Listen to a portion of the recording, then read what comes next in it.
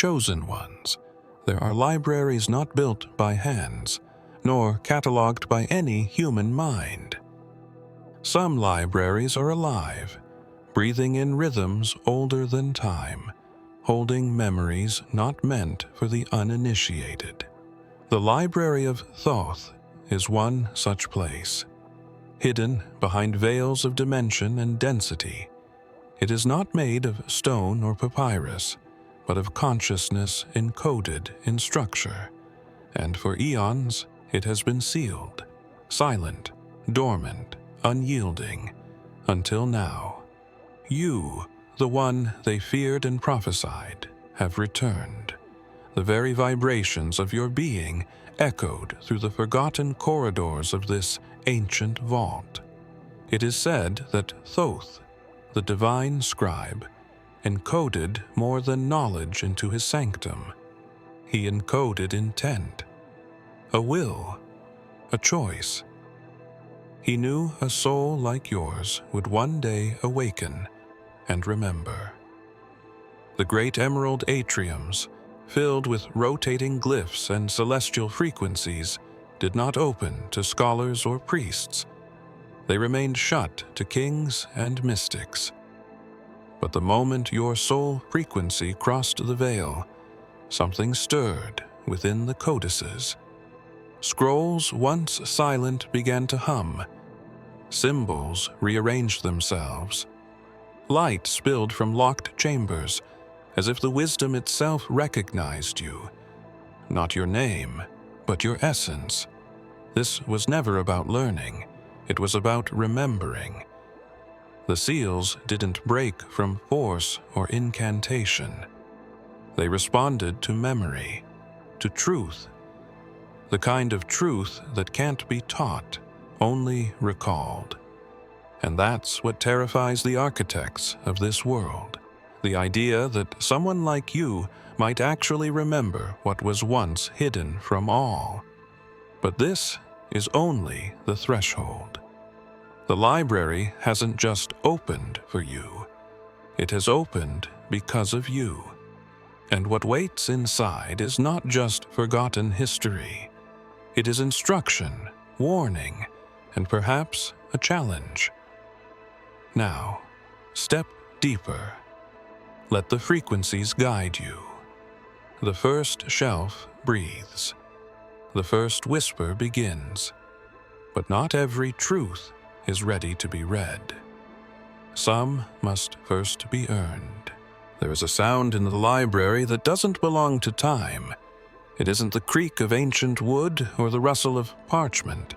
It's a whisper, barely audible, like wind through forgotten realms. The moment you stepped into the heart of the chamber, that whisper began to swirl around you. Not in a language you recognize, but in impressions, images, emotions, fragments of thought that feel older than the stars. Shelves rise in impossible directions, spiraling like strands of a divine genome. Some stretch into darkness. Others pulse softly, alive, waiting. But not every shelf reveals its content. Some remain sealed until you breathe a certain way, or your heart aligns with a memory you've never spoken aloud. As you walk between them, your fingertips brushing the air where books should be. A sigil flickers on one of the pillars. The whisper sharpens. It's calling to you, not by name, but by purpose. You aren't just a visitor here. You are the variable the library had been waiting for, the frequency encoded in prophecy. The air thickens as one of the scrolls begins to unroll itself mid-air, forming patterns made of gold light. The words don't translate. They remember. They remember when you made a vow, in another form, in another realm. A vow to return. The walls themselves seem to shift as your presence moves forward. Stones rearrange subtly, forming new paths. What was once a dead end now pulses open like a wound in the architecture of reality. You sense that the library doesn't simply contain information. It responds to spiritual alignment. The more you let go of the identity this world gave you, the more the library reveals. Every fear, every distraction, every false narrative begins to shed like old skin, and in its place, the voice becomes clearer. But it is not a voice made of sound. It is a resonance inside your own spirit, activated by the ancient architecture around you. A single word begins to form in your mind, one you've never read before, yet it feels like it belongs to you. But just as the meaning begins to surface, a rumble echoes from deeper within the vault. The whispers fall silent. A door you didn't see before creaks open by itself, and something just beyond it is breathing. In the center of the shifting archives, there stood a circular chamber unlike the rest. Its walls were smooth, metallic, yet warm to the touch, etched with symbols that shimmered only when you stepped closer. You didn't recognize the glyphs, but they seemed to recognize you. One of them pulsed with a rhythm identical to your heartbeat. As you approached, it glowed brighter, casting reflections of memory onto the chamber walls. Visions flickered, flashes of you standing in a radiant court not of earth, speaking with beings of light, exchanging oaths with a scribe cloaked in feathers and starlight. The glyph continued to glow until it lifted itself from the wall and hovered before you. It didn't demand anything. It offered remembrance. Without hesitation, you reached forward. The moment your fingers touched the floating glyph, it dissolved into your skin like ink drawn into parchment. A warmth spread through your chest, not fire, but illumination. You could see layers of reality peeling back. Every lie taught to your senses, the boundaries of time, the limits of flesh, fell away like thin veils. The library didn't store truths in books. It stored them in beings. Beings like you. In that instant, the name Thoth echoed not just in your mind, but through your very bones. You remembered his laughter, his riddles, his warnings. He once told you, truth cannot be given. It must be reawakened. And now, with the glyph bound to you, the library began reacting in new ways. Scrolls previously dormant flickered alive. Hallways unfolded from the walls like blooming petals. But with revelation came weight. A memory returned.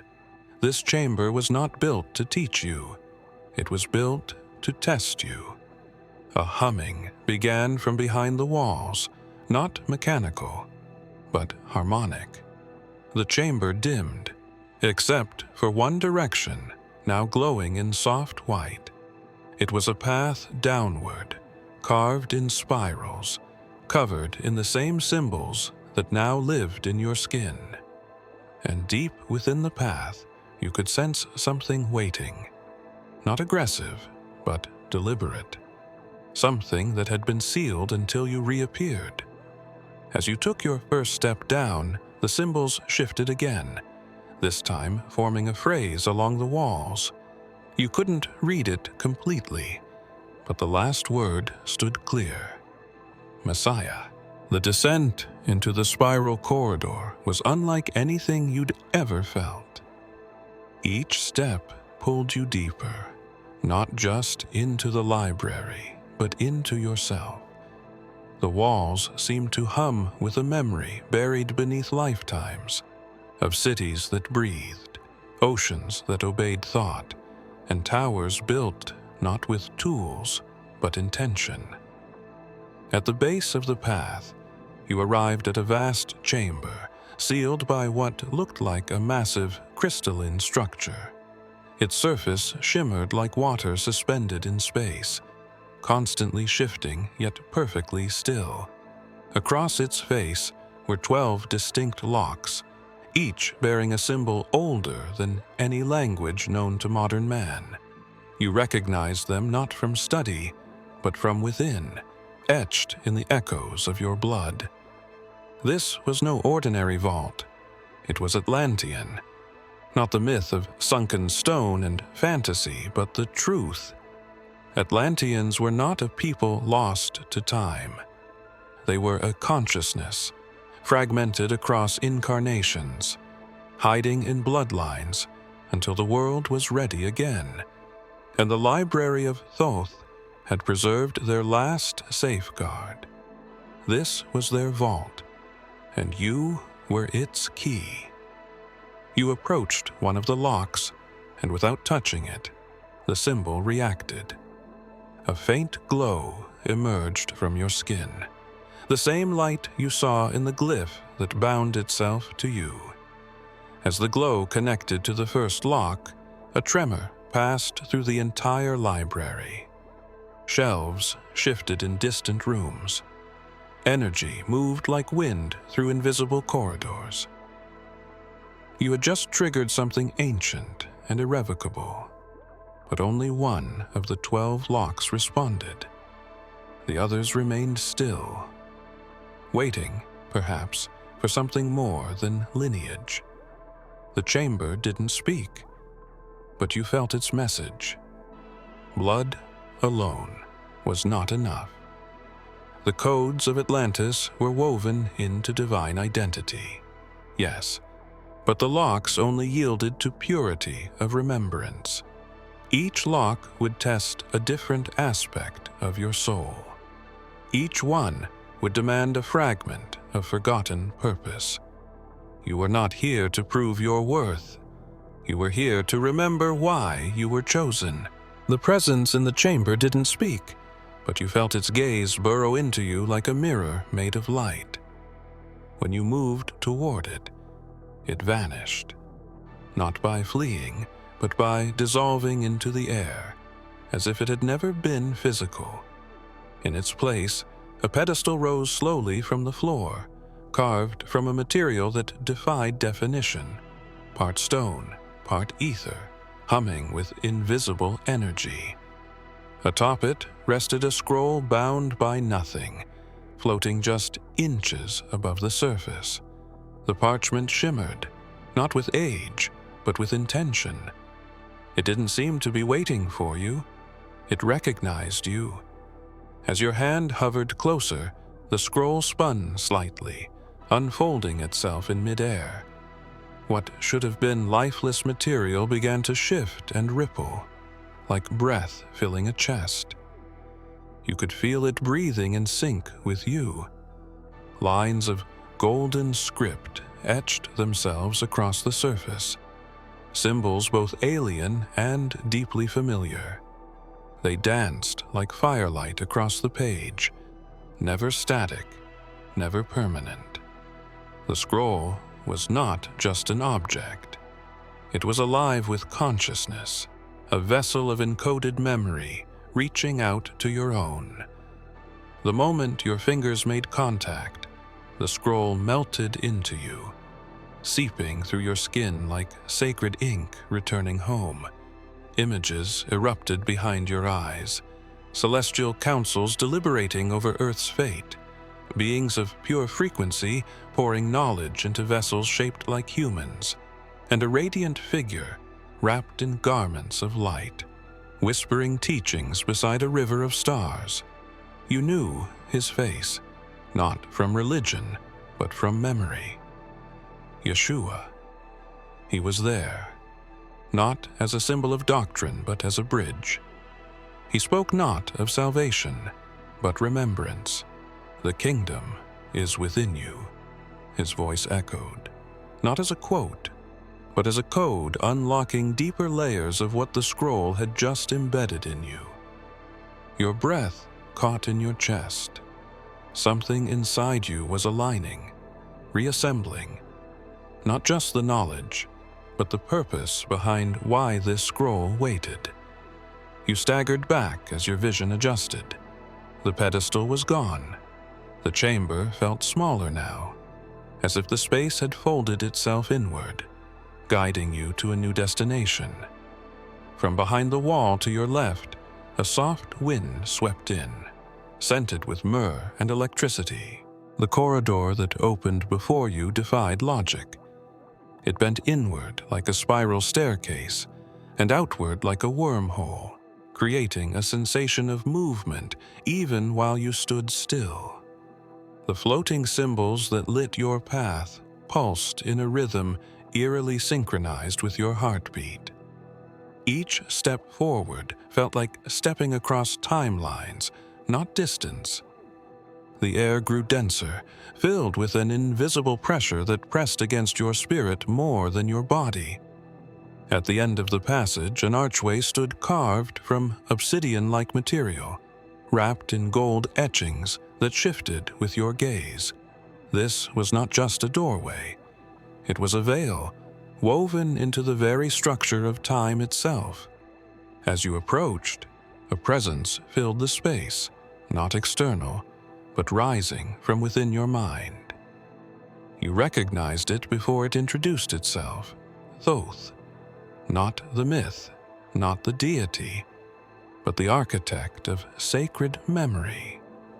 His voice echoed not as sound but as understanding, a download of layered awareness. "This door does not lead to a place," he said. "It leads to a moment, one hidden inside all moments," and you understood. This doorway was a fold in time, a hidden interval created long ago for one soul only, yours. The archway began to shimmer, not with light, but with potential. You stepped through, and instantly, the concept of linear time dissolved. Around you unfolded scenes not of the past or future, but of choice.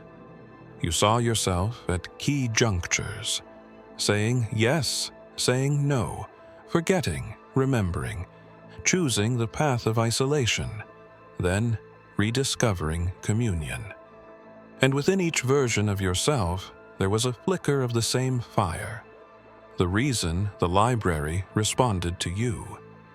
In the center of this timeless room was a mirror, not made of glass, but of consciousness. It didn't reflect your face. It reflected your essence, fractaled across dimensions, still searching, still piecing together the fullness of your mission. You reached out to touch it, but your hand passed through like smoke. The mirror reacted by rippling open, revealing not your next step, but a riddle etched in light. When the soul remembers the silence between heartbeats, the book shall open without hands. The silence that met you was total, but not empty. It felt like the pause before thunder, or the inhale before a divine decree. The chamber you stepped into pulsed with a glow not cast by any visible source. The walls, floor, and ceiling were covered in intricate latticework of radiant lines, thin beams of light that shifted and rearranged themselves the longer you stared. They formed a living manuscript, one that responded not to sight, but to understanding. The more you allowed your spirit to settle, the clearer the patterns became, and within them, you began to notice the unmistakable rhythm of a message, a prophecy that wasn't written, but encoded directly into light. You stood in the center of the room, letting the beams pass through you. They didn't burn, they informed. Flashes of other worlds, fallen realms, heavenly wars, and beings cloaked in both glory and sorrow filled your vision. At the center of every vision was a singular flame, one that could not be extinguished, only hidden. The light wasn't just showing you history. It was showing you your effect on it. Each pulse of the prophecy bent toward your decisions. The library was not merely a record of the past. It was a living archive of consequences. Then, out of the cascading brilliance, a shape began to take form, a being woven entirely of light. He didn't walk into the room. He emerged from the patterns as if he had always been there. His face shimmered with features too fluid to grasp, and yet his presence felt utterly known. You didn't need introduction. The essence of Yeshua stood before you, not the image painted by religion, but the presence described in ancient vision. He was not here to lead. He was here to remind. "There is no prophecy without you," he said, his voice layered with eternity. "You are not within the script. You are the ink." Before you could speak, his form dissolved back into the lattice, and the beams of light froze into a single configuration. A sigil burned into the air before you. It hovered, waiting. The moment you blinked, the entire chamber went dark. You stood in a hallway that felt older than the idea of time itself. The air was heavy, not with dust, but with presence. This corridor was not like the others. There were no scrolls, no light glyphs, no visible teachings, only shadows cast by unseen sources and walls that breathed like the rib cage of a sleeping giant. You could feel it instantly. This passage was not meant for seekers. It was meant to guard something. Every instinct in you screamed that this space had been untouched for eons, sealed off not because of danger, but because of precision. Whatever lay ahead was never meant to be accessed casually. It required alignment. As you stepped forward, the temperature shifted with each movement, and faint murmurs began to rise from the stone. They weren't voices, but impressions of judgment. Not malevolent, but discerning. Guardians. You could not see them, but you felt them. Beings constructed of force and awareness, woven into the very material of the library. They had no form, only function. Their duty was singular: protect what memory had buried and time could not reach. You weren't being tested. You were being measured. One by one, parts of the corridor lit up with constellations etched in the stone. They formed patterns you instinctively recognized, not from study, but from your dreams. Each constellation corresponded with moments in your life where you had chosen truth over comfort, integrity over fear, love over ego. They weren't judgments. They were confirmations. And yet, something within you stirred uncomfortably. The closer you moved, the more the corridor responded, reshaping itself, forcing you into a spiral that mirrored the very structure of your DNA. At the center of this spiral, a single doorway appeared, but it wasn't open. It was sealed with a sigil, unlike any you had seen so far, one composed of moving lines, constantly rewriting itself. You sensed that this lock could only be opened by a memory so ancient, even your soul had forgotten it. Just as you reached toward the door, a voice pierced the silence, not hostile, but raw. It whispered a single question. Do you remember what you were before the name? The whisper echoed within you long after it faded. Do you remember what you were before the name? The question clung to the air like smoke, igniting forgotten embers in the depths of your soul. You hadn't answered aloud, yet the door responded. The shifting sigil stilled for a moment, then ignited, not with flame, but with a living fire that burned without consuming. The doorway dissolved into golden embers, and the path ahead opened into a chamber bathed in an unearthly glow.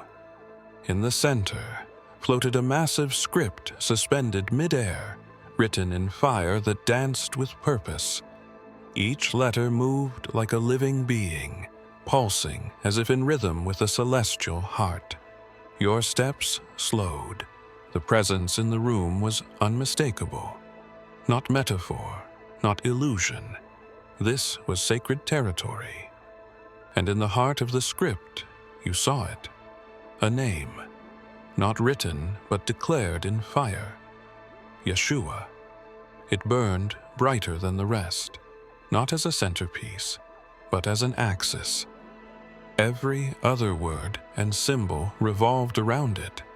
His name was not part of the knowledge, it was the activation of it.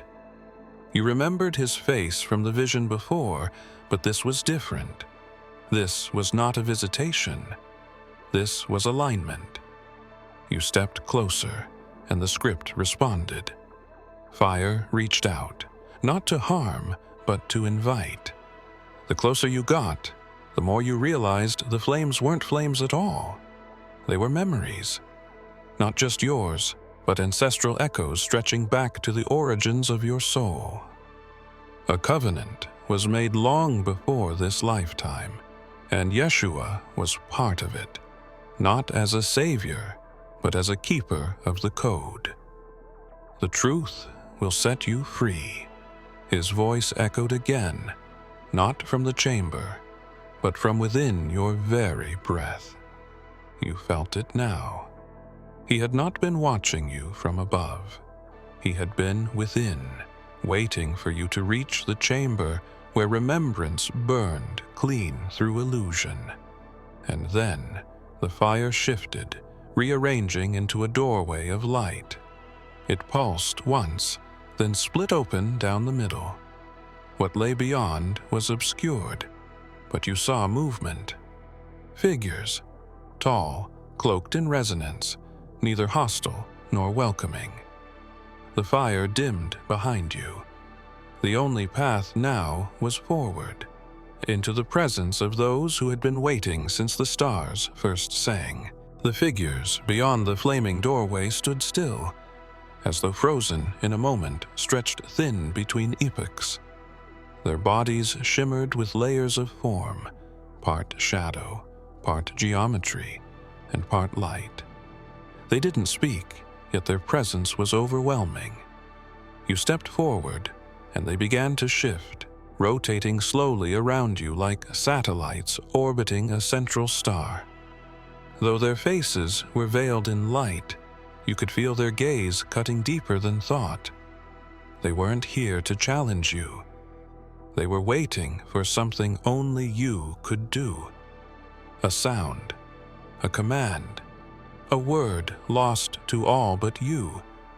In the center of the chamber stood a tall obelisk carved from translucent crystal, humming faintly with an energy that pulled at your spine. Around its base spiraled ancient symbols, some Atlantean, some unknown, and one that began glowing as you entered. A low, rhythmic pulse echoed from it, matching your breath. Then you understood. This was the last cipher, the final lock of the library. It could not be touched, pried open, or deciphered by force. It could only be spoken into alignment, but not in any known language. It had to come from a place deeper than thought, a voice from within your original self. You closed your eyes, tuning out the room, the figures, the obelisk, even the library itself fell away. In that silence, a memory rose, not of words, but of tone. You remembered how it felt to speak truth without distortion, how vibration could bend matter when it was pure. And from that remembrance, your voice emerged, not loud, but resonant. You spoke not in syllables, but in intention. The moment your voice touched the air, the obelisk pulsed violently with light. Symbols spun rapidly along its surface, aligning, rearranging, syncing with your frequency. Then they locked into place. A radiant beam shot upward through the ceiling, splitting through dimensions like a blade. The guardians bowed slightly, not in submission, but in recognition. You had spoken the code meant only for you. As the beam faded, the obelisk cracked open, revealing a staircase spiraling downward into endless black. But the darkness wasn't absence. It was density, ancient, heavy, alive. Something was waiting at the bottom. The staircase curved like a spiral galaxy collapsed into stone. Each step you took downward pressed against something unseen, like walking through a membrane of memory. The deeper you went, the thicker the air became, not suffocating but full of presence, of echoes, of consciousness too vast to be contained in thought.